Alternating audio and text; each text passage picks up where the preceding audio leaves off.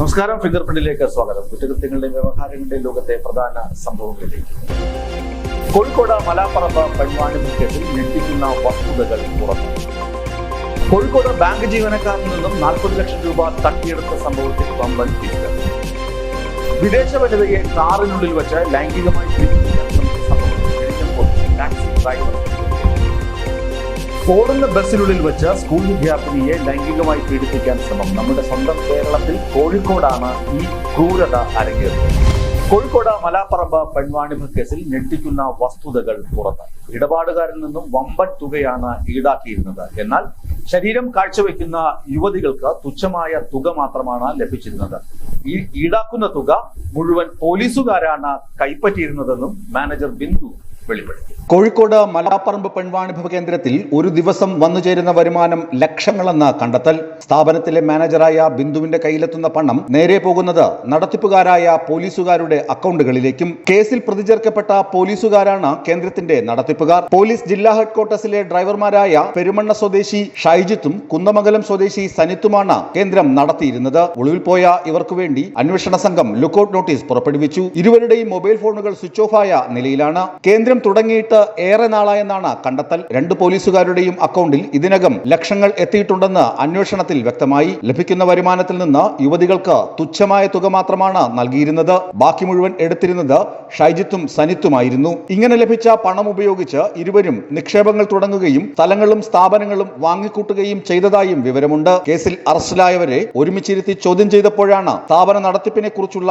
കൂടുതൽ വിവരങ്ങൾ പുറത്തുവന്നത്. നടത്തിപ്പിന്റെ രീതികളും മറ്റു ചില സുപ്രധാന വിവരങ്ങളും പോലീസുകാരുമായുള്ള വിവരങ്ങളും യുവതികൾ വെളിപ്പെടുത്തി. 2 പോലീസുകാരും എല്ലാ ദിവസവും കേന്ദ്രത്തിൽ എത്തിയിരുന്നു. കേന്ദ്രത്തിലെ ചില യുവതികളുമായി പോലീസുകാർക്ക് വഴിവിട്ട ബന്ധമുണ്ടായിരുന്നുവെന്നും അന്വേഷണത്തിൽ തെളിഞ്ഞു. മറ്റൊരു കേസിന്റെ അന്വേഷണത്തിനിടെയാണ് പോലീസുകാരിൽ ഒരാൾ ബിന്ദുവുമായി അടുക്കുന്നത്. ഈ ബന്ധമാണ് പെൺവാണിഭ കേന്ദ്രം നടത്താൻ പ്രേരണയായത്. ആദ്യം മെഡിക്കൽ കോളേജ് സ്റ്റേഷൻ പരിധിയിലായിരുന്നു കേന്ദ്രം. എന്നാൽ മെഡിക്കൽ കോളേജ് സ്റ്റേഷനിൽ പുതിയ ഇൻസ്പെക്ടർ ചുമതലയേറ്റതോടെ കേന്ദ്രം ആ സ്ഥാനത്ത് നിന്നും മാറ്റി. അതേസമയം പ്രതികളായ പോലീസുകാരെ അറസ്റ്റ് ചെയ്യാത്തത് മനഃപൂർവ്വമാണെന്ന ആക്ഷേപം ഉയരുന്നുണ്ട്. ഇവർക്ക് രക്ഷപ്പെടാനായി അറസ്റ്റ് വൈകിപ്പിക്കുന്നുവെന്നാണ് ആരോപണം. വിസ്മയ ന്യൂസ്, കോഴിക്കോട്.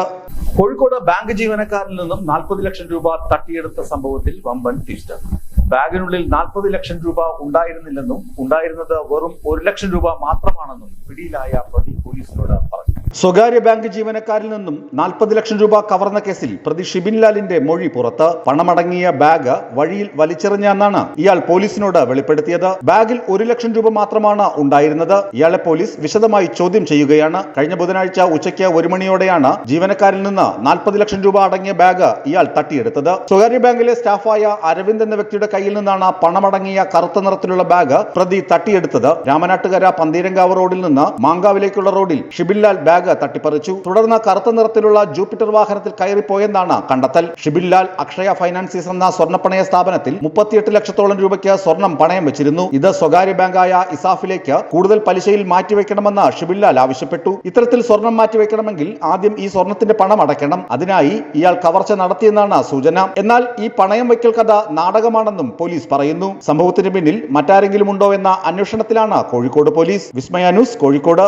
വിദേശ വനിതയെ കാറിനുള്ളിൽ വെച്ച് ലൈംഗികമായി പീഡിപ്പിക്കാൻ ശ്രമിച്ച സംഭവത്തിൽ വിഴിഞ്ഞം പോലീസ് ടാക്സി ഡ്രൈവർക്കെതിരെ കേസെടുത്തു. കഴിഞ്ഞ ഏപ്രിലിൽ കേരളം സന്ദർശിച്ചു മടങ്ങിയ യുവതി നാട്ടിലെത്തിയതിനു ശേഷം ഹോട്ടൽ അധികൃതർക്ക് അയച്ച ഇമെയിൽ സന്ദേശത്തിലാണ് പരാതി അറിയിച്ചത്. തുടർന്നായിരുന്നു വിഴിഞ്ഞം പോലീസ് ഈ ഡ്രൈവർക്കെതിരെ കേസെടുത്തത്.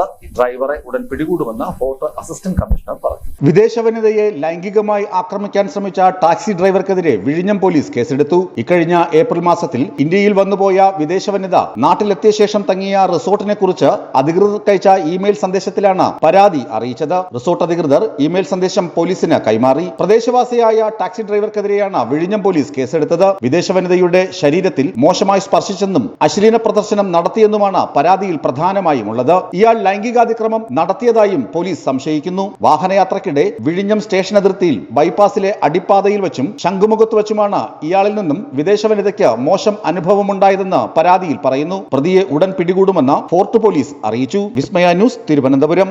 ഓടുന്ന ബസ്സിനുള്ളിൽ വെച്ച് സ്കൂൾ വിദ്യാർത്ഥിനിയെ ലൈംഗികമായി പീഡിപ്പിക്കാൻ ശ്രമം. നമ്മുടെ സ്വന്തം കേരളത്തിൽ കോഴിക്കോടാണ് ഈ ക്രൂരത അരങ്ങേറിയത്. രാവിലെ 7 മണിക്ക് ബസ്സിൽ കയറിയ വിദ്യാർത്ഥിനിയുടെ പിന്നാലെ കയറിയ അന്യ സംസ്ഥാന തൊഴിലാളിയാണ് പെൺകുട്ടിയെ ലൈംഗികമായി പീഡിപ്പിക്കാൻ ശ്രമിച്ചത്. ഇക്കാര്യം ശ്രദ്ധയിൽപ്പെട്ട ബസ് ജീവനക്കാർ പോലീസിനെ വിവരം അറിയിച്ചു. വനിതാ പോലീസ് എത്തി പ്രതിയെ കസ്റ്റഡിയിൽ എടുക്കുകയായിരുന്നു. കോഴിക്കോട് ഓടുന്ന ബസ്സിനുള്ളിൽ വെച്ച് സ്കൂൾ വിദ്യാർത്ഥിനിക്ക് നേരെ ലൈംഗിക അതിക്രമം നടത്തിയ കേസിൽ ഒരാൾ പിടിയിലായി. ഇതര സംസ്ഥാന തൊഴിലാളിയാണ് പിടിയിലായത്. ബീഹാർ സ്വദേശി വാജിർ അൻസാരിയെയാണ് കസ്റ്റഡിയിലെടുത്തതെന്ന് പോലീസ് പറഞ്ഞു. വ്യാഴാഴ്ച രാവിലെ 7:30 മാനാഞ്ചിറ ഭാഗത്തേക്ക് പോവുകയായിരുന്ന ബസ്സിനുള്ളിലാണ് സംഭവം. സ്കൂളിൽ പോവുകയായിരുന്നു പെൺകുട്ടി. പ്രതി പെൺകുട്ടിക്ക് പിന്നാലെ ബസ്സിൽ കയറി. തുടർന്ന് ലൈംഗികമായി പീഡിപ്പിക്കാൻ ശ്രമിച്ചുവെന്നാണ് പരാതി. ഉടൻ തന്നെ വനിതാ പോലീസ് പ്രതിയെ കസ്റ്റഡിയിലെടുത്തു. ഇയാൾ പലവട്ടം ഇതേ പെൺകുട്ടിയെ ശല്യം ചെയ്തിരുന്നതായി പോലീസ് പറഞ്ഞു. വിസ്മയ ന്യൂസ്, കോഴിക്കോട്.